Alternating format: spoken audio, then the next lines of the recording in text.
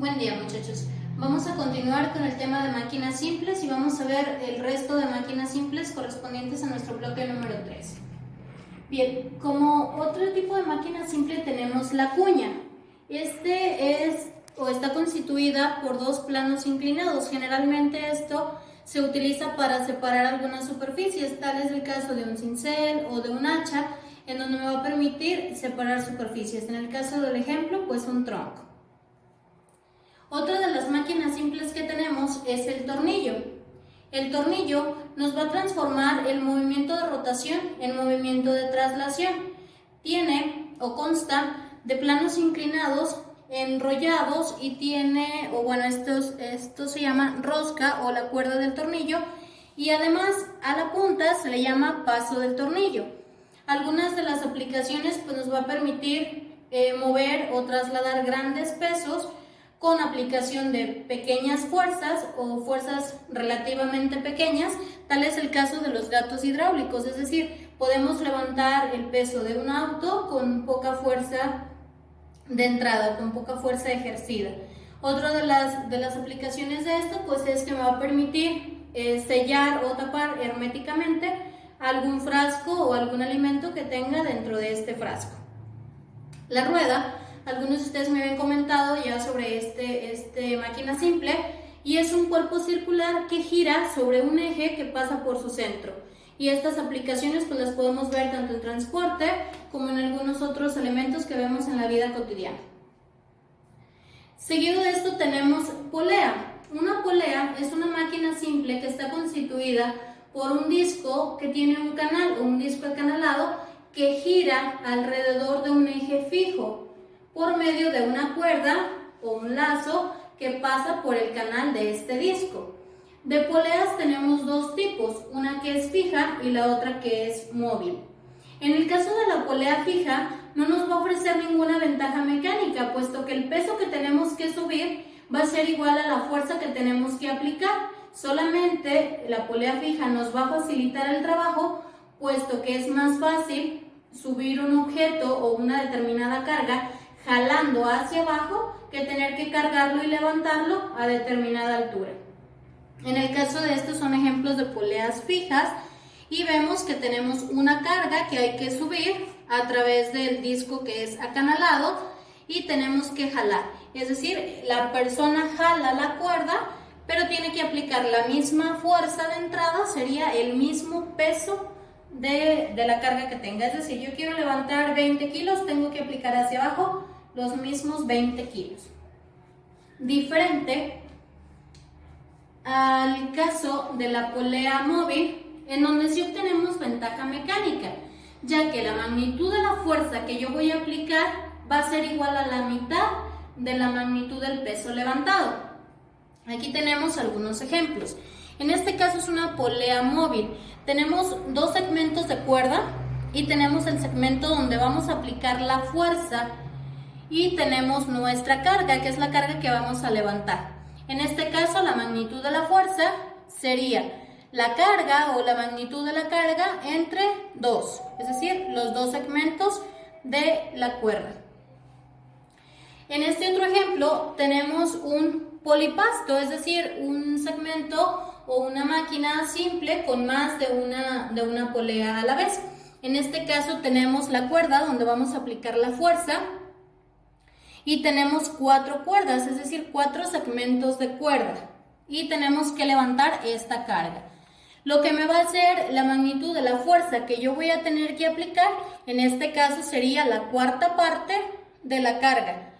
Aquí nada más se cambiaría por el número de segmentos de cuerda. Si yo tuviera solamente 3 segmentos de cuerda, sería la carga sobre 3. Generalmente se hace con 4 segmentos de cuerda. Es, digamos, la polea móvil ideal. Para el caso de la polea móvil ideal, donde no tenemos rozamiento, fuerza de fricción y la masa del objeto es despreciable, podemos decir que la fuerza de salida va a ser el doble de la fuerza de entrada y la distancia de entrada va a ser el doble de la distancia de salida. Aquí lo podemos visualizar, tenemos la polea, el punto de apoyo, aquí es donde vamos a estar jalando, Tenemos el peso, que sería la fuerza de salida, la fuerza de entrada, que es la fuerza que vamos a aplicar para jalar, la distancia de salida sería la distancia donde tenemos que levantar nuestro objeto. Para determinar la eficiencia, tanto en polea fija como en polea móvil, es igual como lo veníamos calculando para cualquier otra máquina simple. Trabajo de salida sobre trabajo de entrada. Si lo queremos especificar en relación de porcentajes, lo multiplicamos por 100.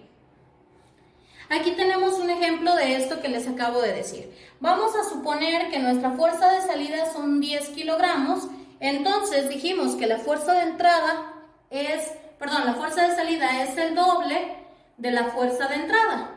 Es decir, la fuerza de entrada sería la mitad, 5 kilogramos. Y dijimos que la distancia de entrada es igual al doble de la distancia de salida. Si la distancia de salida es 1 metro, la distancia de entrada tiene que ser 2 metros. Para que estas relaciones se den correctamente, decimos que la fuerza de salida, 10 kilogramos, es igual al doble de la fuerza de entrada.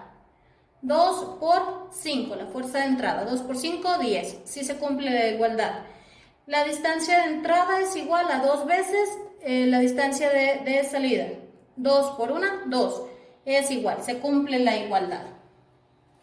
Para cualquier tipo de máquina simple que estemos utilizando y que ésta nos vaya a multiplicar la fuerza de salida con poca fuerza de entrada, siempre lo va a hacer en relación de la distancia de entrada. Es decir, si yo quiero multiplicar mi fuerza, tiene que ser mayor mi distancia de entrada. Por último, tenemos la transmisión de banda simple. Esto se refiere a la transmisión mecánica, generalmente dada por 2 o más ruedas o 2 o más poleas, cuyo movimiento de rotación nos va a permitir la unión a través de algunas cuerdas o, cintas que nos van a suministrar energía. Tenemos la velocidad inicial o velocidad 1, la vamos a llamar motriz, y la velocidad 2 conducida. La velocidad 1 en este caso sería la de esta rueda pequeña, que es a la que le llega la energía a través de un motor. La rueda conducida en este caso sería la 2, porque se va a mover en función de la rueda motriz. Y para esto tenemos que la distancia de entrada por la velocidad de entrada es igual a la distancia de salida por la velocidad de salida. Recordando pues que distancia es 1 y velocidad 1 se refiere a la rueda motriz, la que gestiona o proporciona la energía, y la 2, tanto distancia como velocidad, se refieren a las ruedas conducidas o a las que se mueven en función de la cuerda motriz. Bien, con esto terminaríamos lo que son máquinas simples en cuanto a teoría, y básicamente los ejercicios se realizan de la misma manera para ventajas mecánicas y eficiencia, de la misma manera que los ejercicios de la semana pasada. Por lo tanto, hay algunos ejercicios que van a realizar en donde van a ver la relación de bandas simples, o van a ver ventajas mecánicas utilizando estas igualdades de las fuerzas de carga entre 2, la carga entre 4, es básicamente la aplicación de polea móvil. Sería lo único diferente a lo que vieron la semana pasada, entonces los ejercicios de esta semana se realizarían de la misma manera que los de esta semana.